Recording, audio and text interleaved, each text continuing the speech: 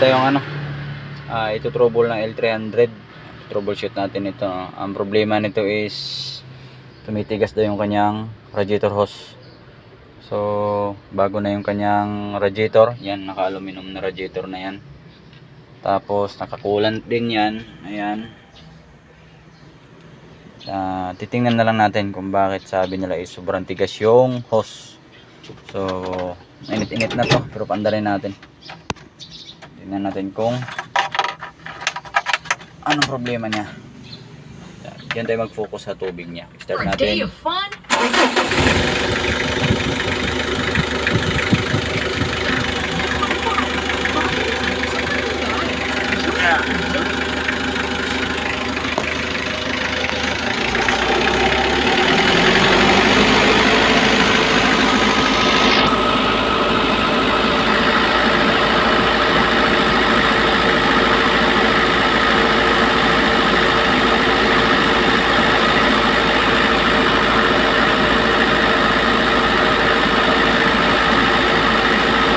Wala namang bubbles.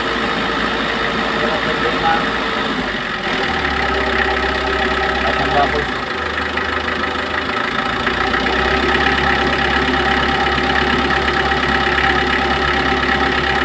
Walang problema yan.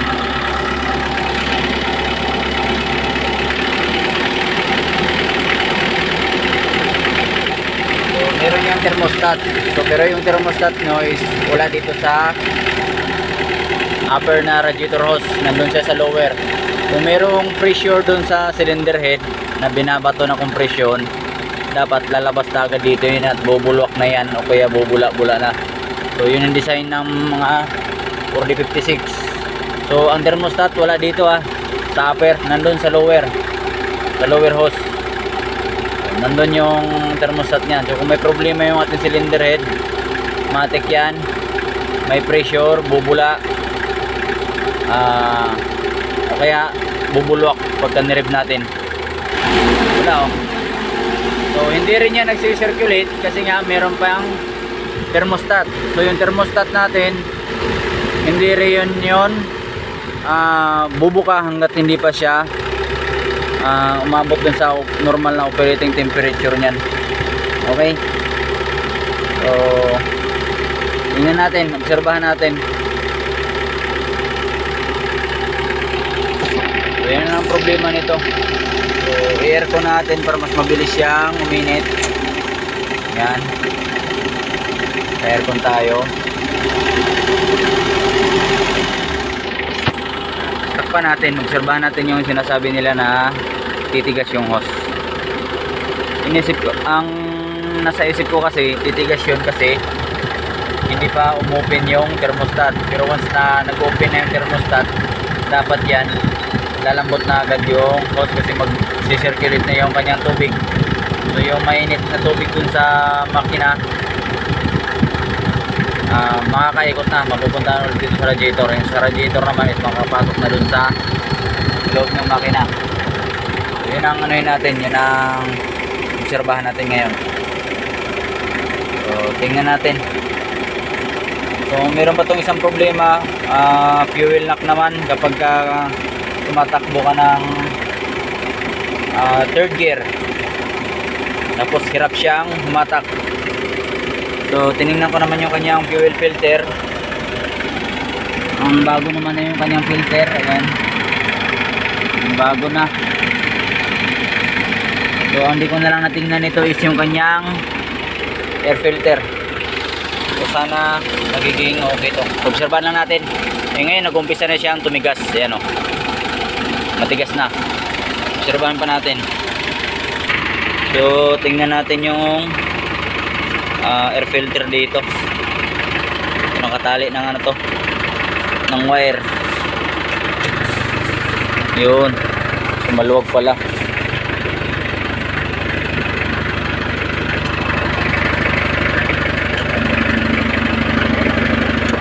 So titingnan natin bakit siya nag-fuel knock.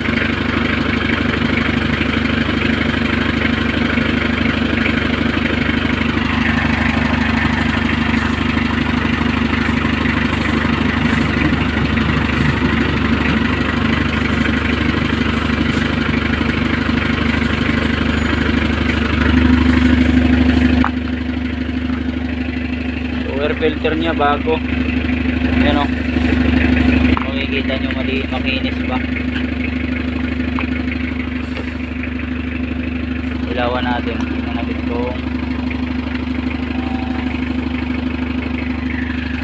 tatagos. So, dito sa labas medyo marumi na. Syempre dyan magagaling yung alikabok. Pero dito malinis pa oh. Okay, so check pa natin ulit. Ano natin kung anong problema. Ibabalik natin to.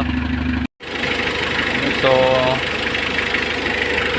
mag normal na yung ano natin, temperature. Ayan, mag-aircon tayo nyan.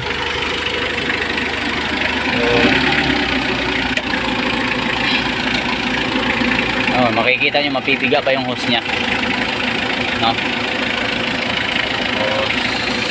Gusto natin buksan. Pag nagbukas kayo nito, huwag nyo biglain ha. Dapat isang ano lang muna. Kung may pressure kasi yan, re-release lang yan dun sa ano, sa reserve nya. So walang pressure. Buksan natin. Normal.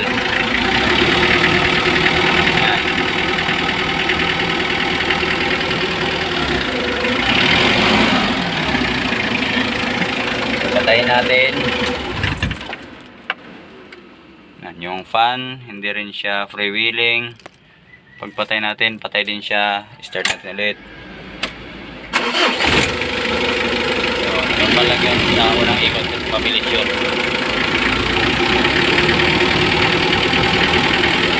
Wala siyang problema. Walang problema yung ano nito, cooling system.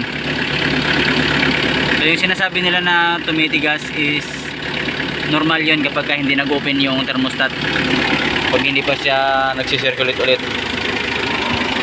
So okay na to.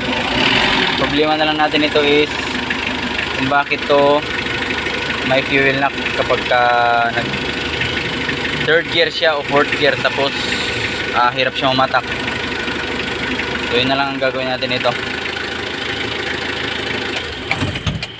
So titingnan natin, ayan.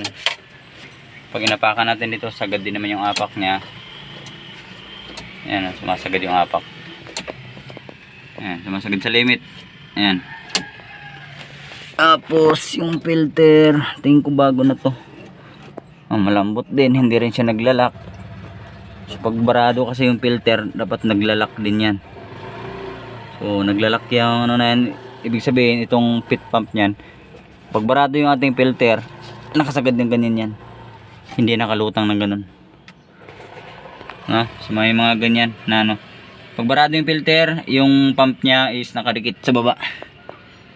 So ang ano natin dito is mamaya i-cleaning natin yung EGR. So tingnan natin kung hindi siya naka-stock open. So baka kasi naka-stock open to. Lilinisin natin kasi black smoke to. Okay, one click.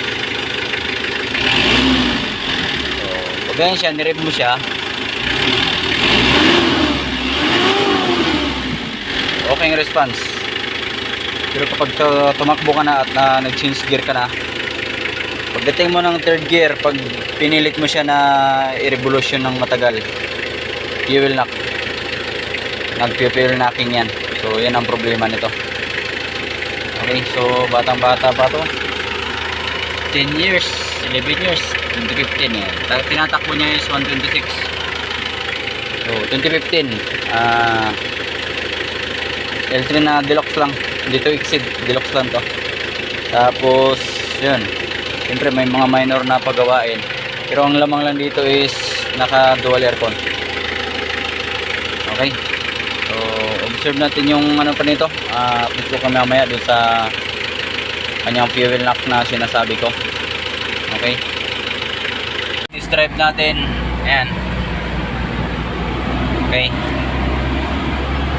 maririnig niyo yung ano mamaya, knocking.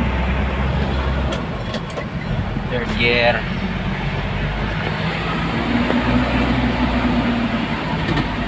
Paparinig ko na lang sa inyo. Yan, so paparinig ko sa inyo yung tunog, yung sabi kong fuel knocking. So nakadikit lang yung ating cellphone sa upuan para marinig ninyo yung sinasabi ko. No? Pakinggan ninyo.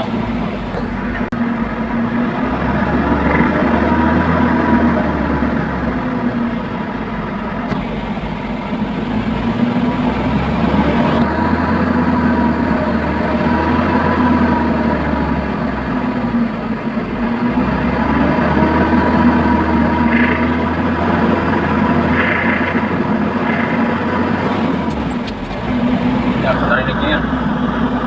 Turok na yun. Pero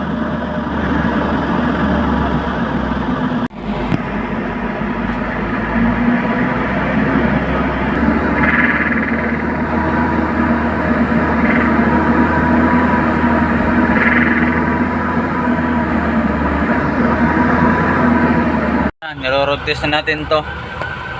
Meron pa rin yung temperature niya. Pagka tinakbo ko ng medyo mabilis, abot siya ng gitna.